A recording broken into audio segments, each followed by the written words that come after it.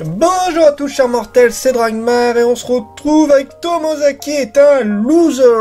Alors c'est scénarisé par Yuki Yaku et dessiné par Shidai Eito et Fly. Alors c'est un shonen comedy tranche de vie et nous suivons l'histoire de Tomozaki, un jeune lycéen totalement basique en mode geek, tu sais, qui n'apprécie pas le monde, qui n'a pas envie...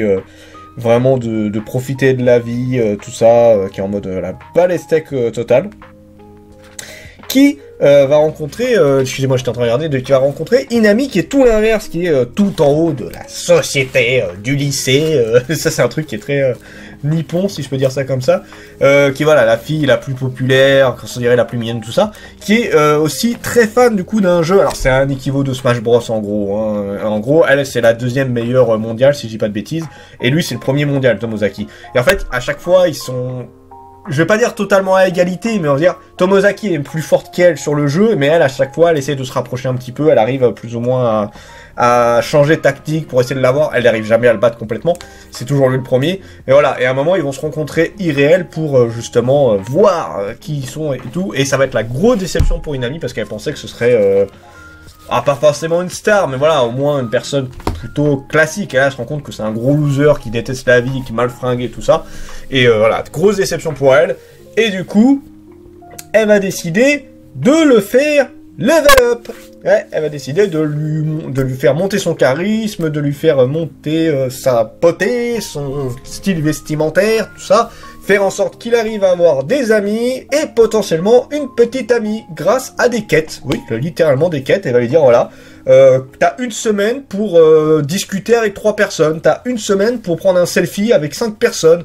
T'as une semaine pour discuter avec 3 filles. T'as une semaine pour essayer voilà, de manger avec une fille, un truc du genre. C'est plein de quêtes, de sous-quêtes et tout pour l'aider à s'entraîner, pour qu'il ait plus d'assurance, pour qu'il puisse plus parler avec les gens, tout ça. Et c'est très cool, j'avais beaucoup aimé l'animé qui est en 2 saisons, que je vous conseille fortement. Et d'ailleurs, grosse déception, je vois que le manga est fini en 6 tomes au Japon. Je me dis, c'est vachement court pour une série comme ça. J'aurais voulu beaucoup plus long, peut-être une dizaine de tomes. Donc, est-ce que le manga est terminé et il y a un deuxième arc? Je regardais vite fait, tiens, au passage, avec scénario. Bah, apparemment, non. Apparemment, il y en a qu'un seul, et d'ailleurs, c'est le seul truc qu'a fait l'autrice. L'auteur ou l'autrice, je sais pas. Yuki Yaku, sûrement une autrice. Un peu déçu. Vraiment un peu déçu. J'aurais bien voulu que ça aille plus loin que ça. Mais bon, on verra. Je vais quand même essayer d'aller jusqu'au bout de l'œuvre. En tout cas, c'est clairement un manga que j'ai beaucoup aimé. Déjà, rien qu'avec l'animé, mais j'aime beaucoup ce style de personnage. En mode un peu bas les couilles de la vie, tout ça. Alors là, oui, lui, il est un peu en mode essayer de se rattraper et tout. Donc ça diverge un peu de ce que, genre, avec que sa volonté soit faite. Et l'autre, je sais plus ce que il y a 3 personnages masculins que j'aime énormément dans ce style-là. Donc il faudra que je refasse à l'occasion. Donc non, franchement, j'ai beaucoup aimé que ce soit au niveau des personnages.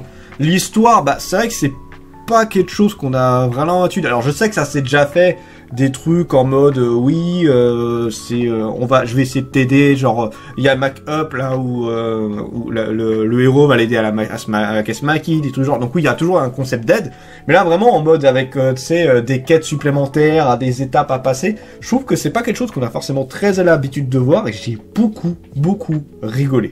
Voilà, j'étais mort de rire sur ce truc là.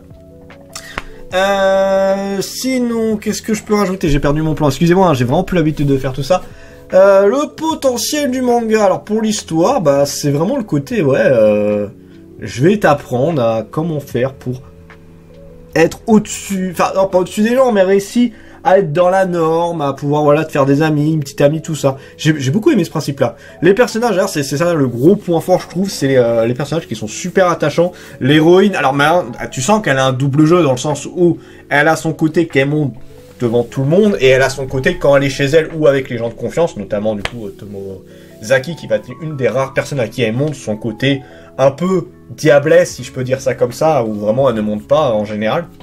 Le héros, bah en fait j'aime beaucoup son évolution, j'aime beaucoup sa façon de penser, son caractère. C'est vrai qu'au début il est très renfermé, mais en fait il va y avoir une très belle évolution je trouve. On va avoir pas mal d'autres personnages aussi qui sont très marquant, donc ça je vais pas trop en parler pour vous les laisser un peu la surprise. Mais là, au niveau personnage, on est vraiment bien servi, j'ai énormément adoré. Pour ce qui est du dessin, alors je préfère l'animé, hein, clairement, parce que le manga est extrêmement simple. Alors après, je trouve qu'il y a quand même un bon cadrage, un bon jeu sur comment est mis en avant les personnages. Disons que ça ne brille pas sur le visage, genre ils ont des visages tous méga ronds, ultra simples, il n'y a rien de très particulier.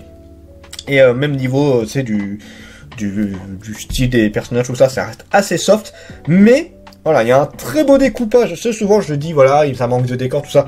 Là, il y a pas mal de décors, mais c'est tellement bien découpé, c'est tellement bien rempli, que là, au final, c'est pas du tout gênant. Et c'est un style graphique que j'aime énormément.